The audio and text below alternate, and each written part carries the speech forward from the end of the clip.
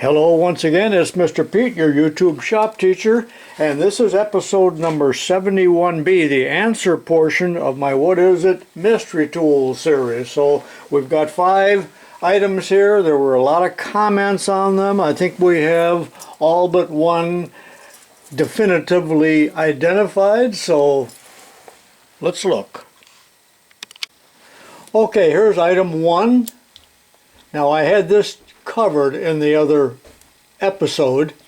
So it's called a True Spec Hex Crimper, and I'm told it's for putting ferrules and so on coaxial cable. This one is made in Taiwan, but it really seems to be well made. 2 different sizes. So it's a hexagon crimper. Lots of leverage. Item 2, I don't think anyone had this correct, and I don't know what it is myself.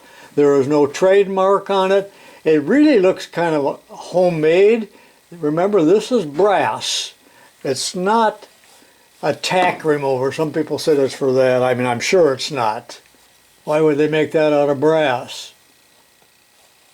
So we probably will never know what number 2 is. Now, I have a lot of people that are only watching part B of this series, and sometimes they have the correct answers. But by then, it's way too late for me to in any way inform you of what it is. So go back into these videos sometimes and look at the comments, and you might get the true answer for something like this. But I would kind of doubt it.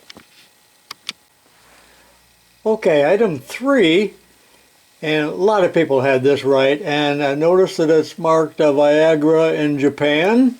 So it's anodized aluminum, and it's obviously a little vise or work holder, and it is for holding watch movements or the watch itself, I'm not sure, while it's being worked on. So it's a clockmaker's or a watchmaker's vise, is what it is.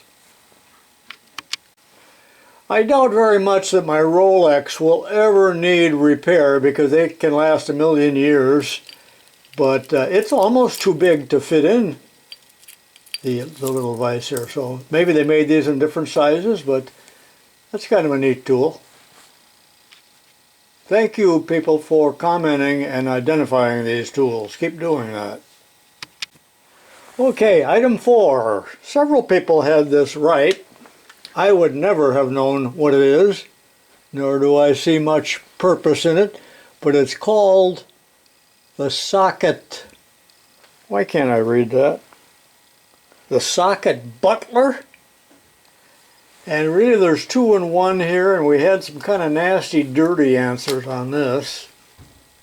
No, it's not enema for different size animals. Well, what is it then? And what are all these things that came with it? Well, it came in a plastic bag, and it's called the Socket Surgeon by Socket Butler. So the purpose is to remove broken off light bulbs, different sizes. A little one could be for Christmas tree bulbs. Well, we got LEDs. We don't replace them anymore.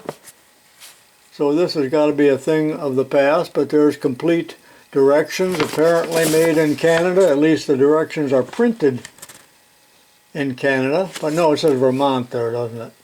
Vermont. Now, why you would use this instead of a pliers? I have removed lots of broken light bulbs with the pliers. Turn the switch off if you do, though. Well, let's have a little demonstration on it. You know, I have hundreds of these incandescent bulbs I got to get rid of anyway, so let me break that real quickly. I used to love doing that when I was a kid, but my mom made me put them in a paper bag.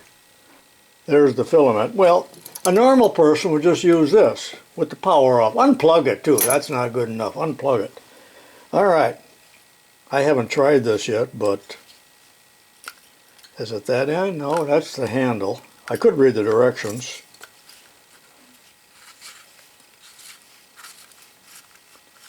There you go. So that's the Socket Surgeon.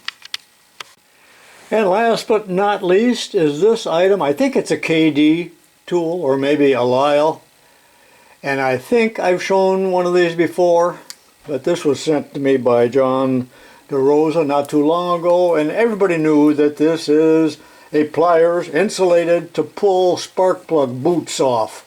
You know how hard they are to get in a V8 and pull those things out, but this would allow you to wiggle it. And sometimes we even like to remove that wire while the engine was running, and you don't want to touch that with your bare hands, but this would do the job.